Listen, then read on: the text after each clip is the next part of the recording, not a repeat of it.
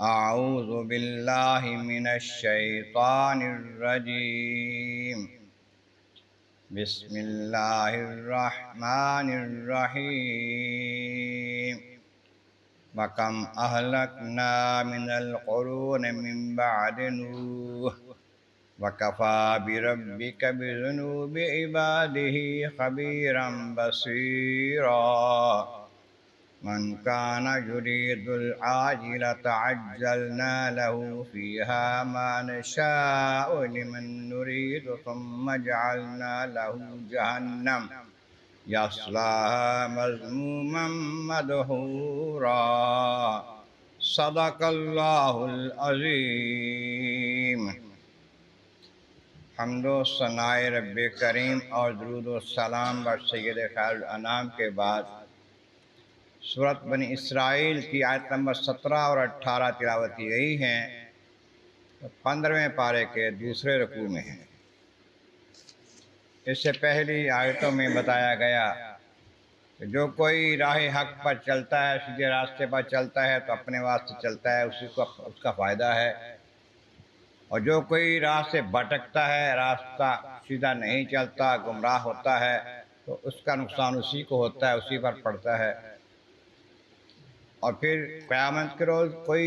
بوجھ اٹھانے والا کسی دوسرے کا بوجھ نہیں اٹھائے گا، اپنا اپنا ہی سارے اٹھائیں گے۔ اور ہم اس وقت تک کسی قوم کو عذاب نہیں دیتے جب تک اس میں کوئی رسول نبی نہیں بھیج لیتے۔ رسول بھیجتے ہیں، پیغام بھیجتے ہیں، رسولوں کے نائب پہنچتے ہیں، پیغام حق دیتے ہیں، پھر نہ ماننے والوں کو، مخالفت کرنے والوں کو عذاب دیتے ہیں۔ اور اگر ہم ارادہ فرماتے ہیں کسی بستی کو تباہ کرنے کا، ہلاک کرنے کا، اس کے خوشحال لوگوں کو، سرداروں کو پیغام بھیجتے ہیں حق کا، اور وہ نافرمانی کرتے ہیں، پھر مخالفت کرتے ہیں، ان پر پھر ہماری بات پوری ہو جاتی ہے، پھر ان کو عذاب میں ڈالا جاتا ہے، پھر خوب تباہی ان کی جاتی ہے، برباد کر دی جاتے ہیں، ہلاک کر دی جاتے ہیں۔ آپ فرمایا کم اہلکنا من القرون من بعد نوح، کتنی ہی قوموں کو ہم نے نوح علیہ السلام کے بعد ہلاک کر دیا ہے۔ تو مکہ والوں کو یاد دلانے کے لیے ہے کہ تم سے پہلے قوم عاد، قوم سمود، قوم لوط وغیرہ جو ہیں یہ برباد ہو گئیں حق کی مخالفت کی وجہ سے، نبی کی مخالفت کی وجہ سے۔ تو تم بھی مخالفت کر رہے ہو تو دیکھ لو، سوچ لو، تمہارا بھی احساس ہو سکتا ہے۔ نوح علیہ السلام کے بعد کئی قومیں تباہ ہو گئی ہیں، ہلاک ہو گئی ہیں، برباد ہو گئی ہیں۔ اور یہ بھی یاد رکھو وَكَفَى بِرَبِّكَ بِذُنُوبِ عِبَادِهِ خَبِيرًا بَصِيرًا، جو لوگ جرم کرتے ہیں، گناہ کرتے ہیں، خطا کرتے ہیں،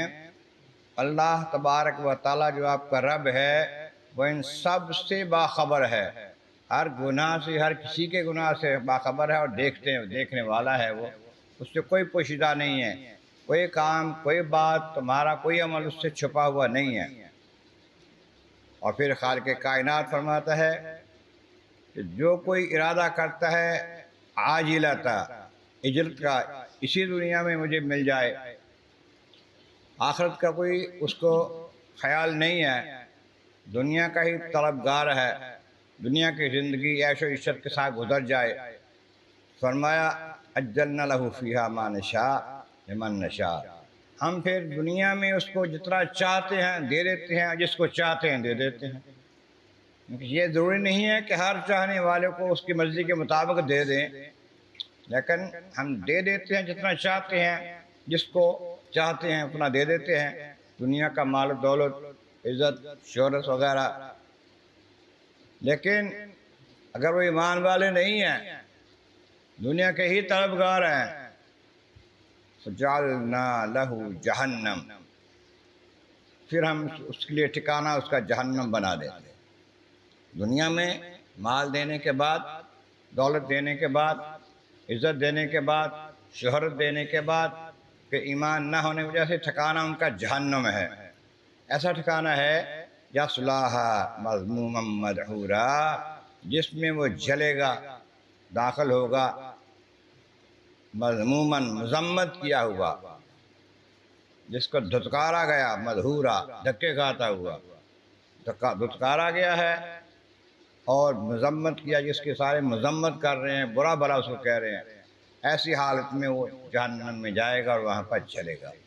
اور ایمان کے بغیر مرتا ہے، دنیا میں جتنا مرضی مل جائے اس کو، آخرت میں وہ کام نہیں آئے گا۔ اللہ تبارک و تعالیٰ کی بارگاہ عالم عز مولا کریم، محبوب کریم کا صدقہ قرآن کریم کا فہم اور اعمال صالح نصیب فرما۔ وآخر دعوانا ان الحمد للہ رب العالمین۔